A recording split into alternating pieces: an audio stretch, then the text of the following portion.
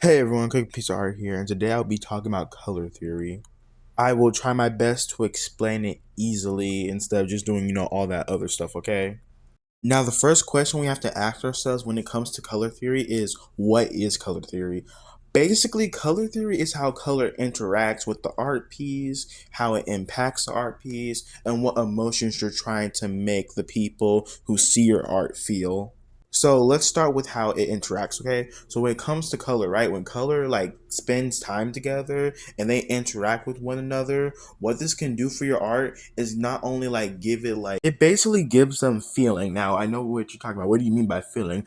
Basically, what I'm trying to say is that the colors, when you look at them, like have you ever just looked at an art piece and you say, wow, the colors really just like they feel like they belong together? Yeah, that's how it is when color interact. When you get like the right color pattern, or like you just find those two colors that just go together so well, like for example black and white, red and blue, things like that.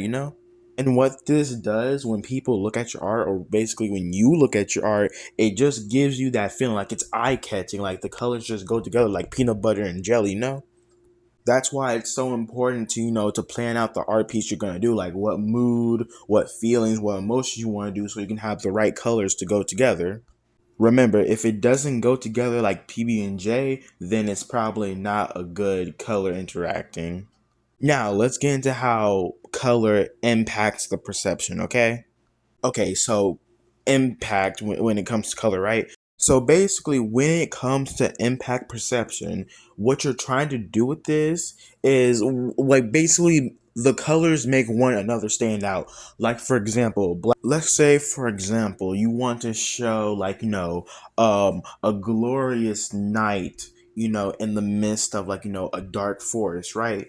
Basically, the white will shine the brightest, but without black, the white shining just doesn't go together. But if you have black in the background, right, and you have white, the white's brightness is basically boosted up even more.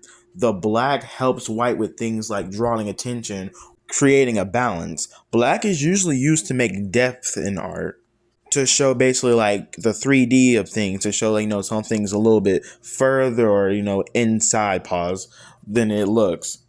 Also, if you ever want to get started on that dark forest project, black is how you go, man. Or just dark colors in general. But it doesn't have to be just black and white. There are also other colors, like me, like you already know that. But like for example, you could use maybe like a dark blue and a light green. You can use the blue and the dark blue and light green for like a nature and landscape, and it will have like a sense of calmness and nature, because green and blue, that's how they just go together. Okay, let's get into the next thing. I definitely did not stutter in the last recording, but let's keep going. Let's just keep going. So basically, right, emotion. What emotion is when it comes to color theory, right? Colors can be used to show and convey these emotions on like a higher level. Let's say you have a sad character, character A. He's sad, right? But let's say you draw him, right? But like before, let's say you have no color, right? No color.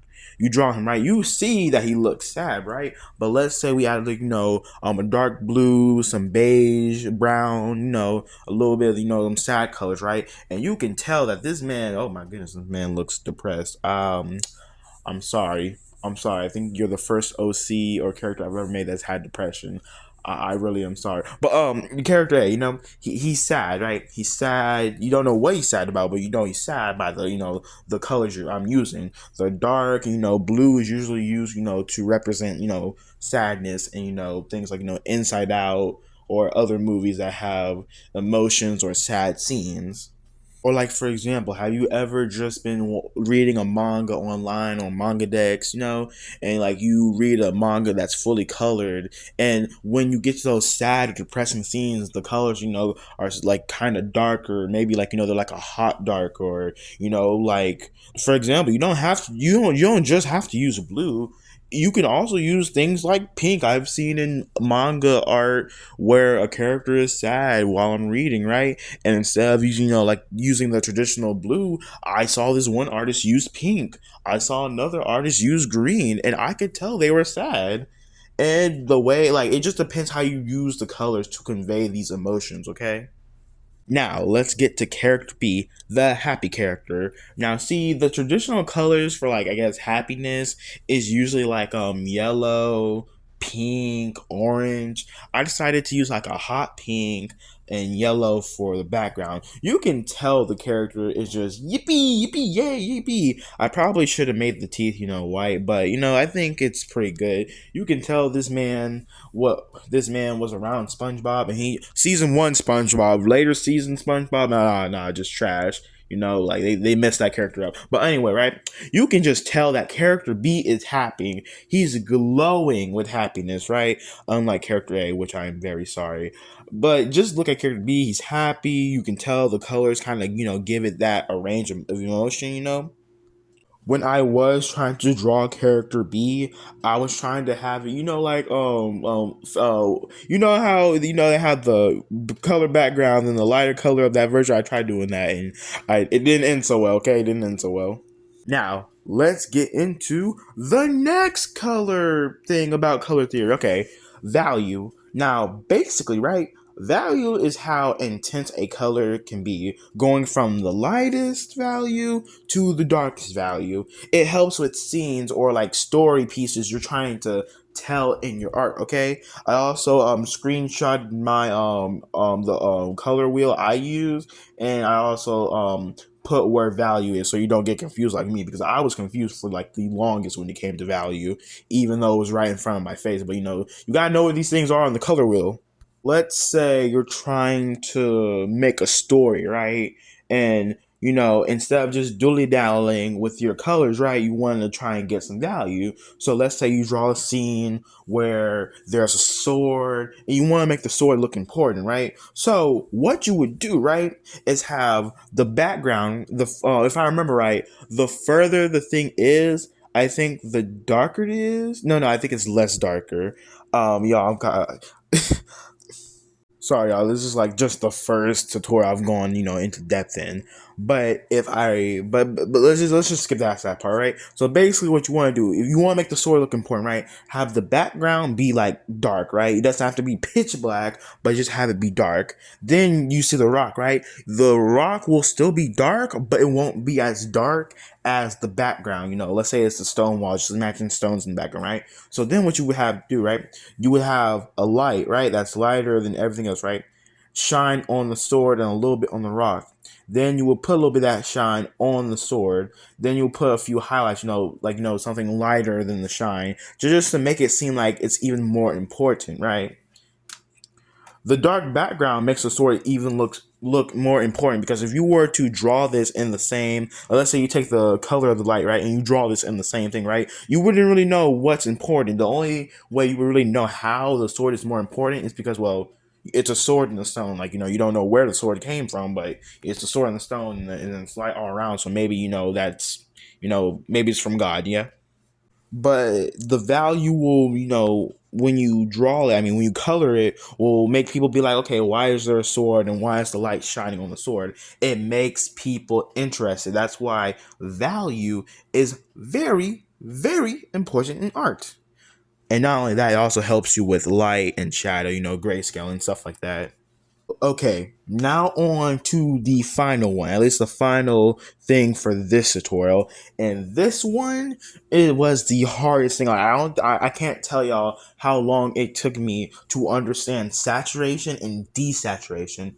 So I'm still embarrassed by it, okay? So basically, here's how it goes, right? Saturation is how bright or dull a color can be depending on the light and shadow conditions.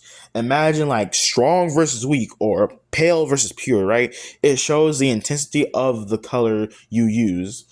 Desaturation can give things like, a vibe like sadness, nostalgia, or a sense of age or colorness. I mean not colorness, coldness, right?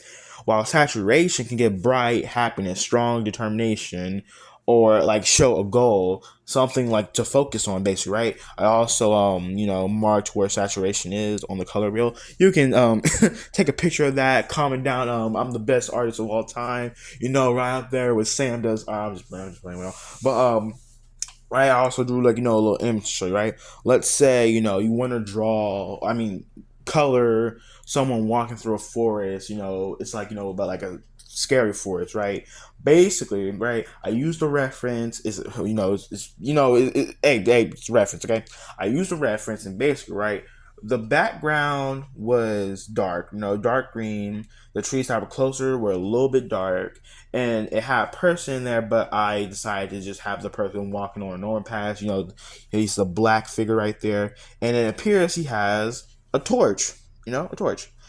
Basically, what I did, right, to just like like you can tell that it's a dark vibe, and it's also a forest because green and dark green. No, I don't know why, but it's also giving me when Scar in the original Lion King was singing like be prepared when you first started singing and everything was green. But yeah, that's how saturation and desaturation works. At least that's the best way I can explain it. Okay, was just part one of color theory. I don't know if I'll make a part two, but I really do hope I was able to explain color theory the best I can, y'all. There are other artists, actually a lot of other artists who have explained color theory way better than what I'm able to. I was just trying to make it more simplified. I don't really think I did that, but I tried my best. I tried my best. But if you like the video and it helped you with color theory a little bit, then please go ahead, subscribe, like, and tell me what you just thought. Like, is there anything you want me to cover in the next video? Maybe a tutorial. Just let me know in the comments. The comments are there for a reason. Okay, bye.